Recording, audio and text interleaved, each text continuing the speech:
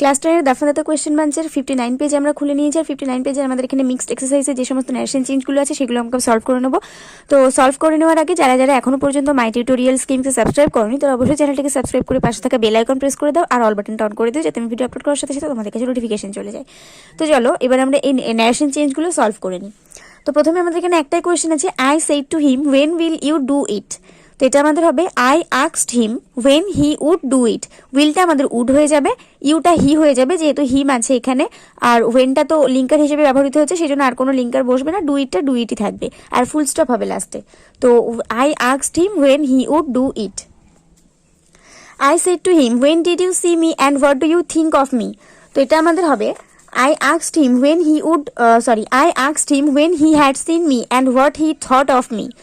তো এখানে I said to the asked হয়ে যাবে, whenটা when লিঙ্কের হিসেবে ব্যবহৃত হবে, ইউটা আমাদের হি হয়ে যাবে যেহেতু এখানে হিম আছে, আর ডিড যেহেতু আছে তাহলে আমাদের এটা পাস্ট টেন্সে, তাই আমাদের ন্যারেশন চেঞ্জ করতে গেলে অতিরিক্ত পাস্ট করতে হবে, তাই সিটা আমাদের এই ডিডের জন্য আমাদের একটা হ্যাড আনতে হবে আর সিটা আমাদের সিন হয়ে যাবে, আর মিটা মি থাকবে। আর এখানে অ্যান্ড হোয়াট ডু ইউটার জন্য আমরা এখানে কিছু করব না, থিঙ্কটাকে আমরা থট করে দেবো, অফ মিটা অফ মি থাকবে, ইউটা আবার আমাদের হি হয়ে যাবে। তাহলে আমাদের আলটিমেট আনসার হবে I asked him when he had seen me and what he thought of me. তারপরে আছে they said to her who are you and what do you want of us. তো এখানে shed টুটা asked হয়ে যাবে, হুটা linker হিসেবে চলে আসবে আর শি হবে ইউটা, কারণ হার আছে, হার মেয়েদের ক্ষেত্রে হয় তাই ইউটা শি হয়ে যাবে আর আরটা ওয়াজ হয়ে যাবে। অ্যান্ড হোয়াট ইউটা আবার শি হয়ে যাবে, ডু এর এখানে কোনো কাজ নেই, আর ওয়ান্টটা ওয়ান্টেড হয়ে যাবে, অফ আসটা আমাদের দেম হয়ে যাবে কারণ এখানে দে আছে।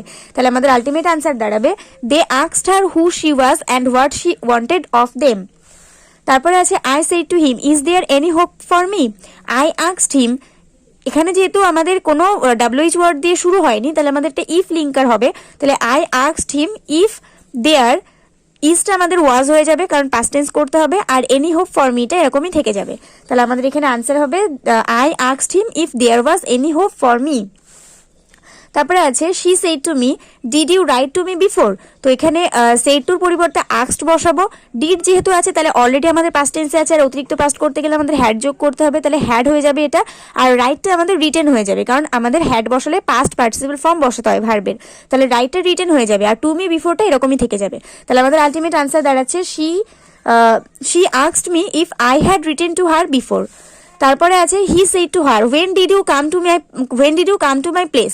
তো সেড টুর পরিবর্তে আস্কড বসাবো, ওয়েনটা আমাদের লিঙ্কারে চলে আসবে যেহেতু ডাব্লিউএইচ ওয়ার্ড, আর ডিড যেহেতু আছে তাহলে পাস্ট টেন্সে আছে আর অতিরিক্ত পাস্টে আমাদের হ্যাড যোগ করতে হবে, কামটা আমাদের কামই থাকবে, আর এখানে আর যা যা আছে সব একই থাকবে, শুধু ইউটা শি হয়ে যাবে কারণ হারটা আমাদের মেয়েদের ক্ষেত্রে হয়।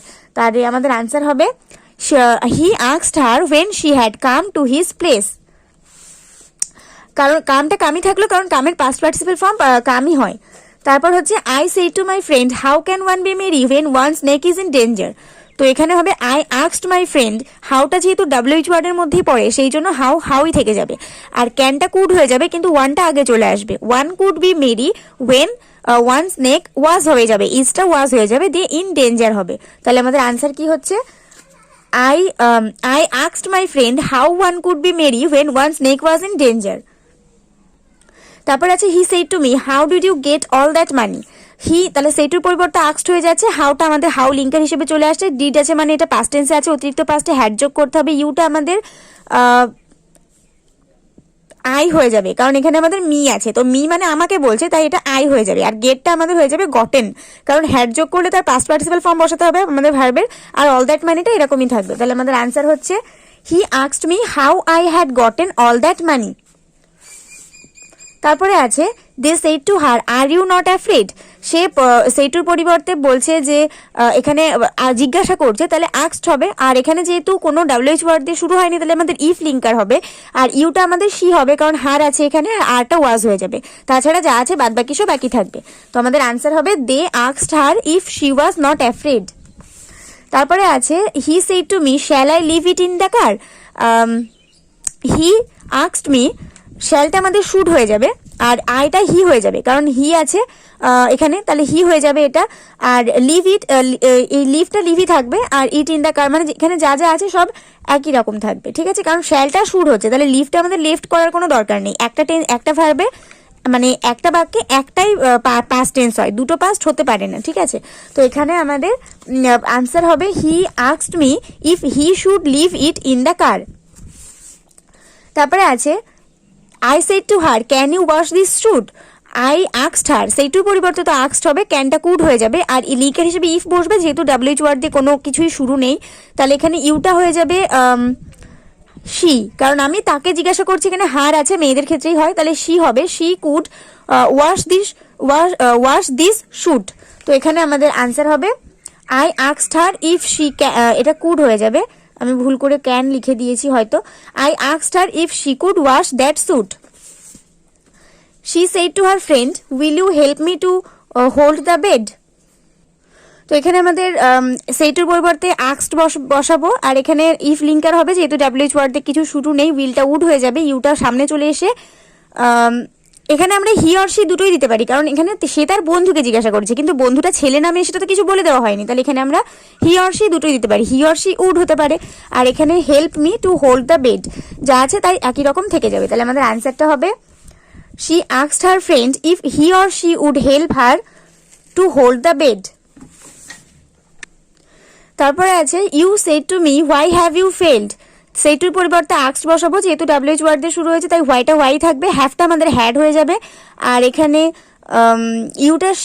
ইউটা হয়ে যাবে আই, কারণ সে আমাকে জিজ্ঞাসা করছে, তাহলে আই, আর এখানে ফেলড হবে, ফেলটা ফেলই থাকবে, তাহলে এখানে আমাদের আনসার হবে you asked me why I had failed.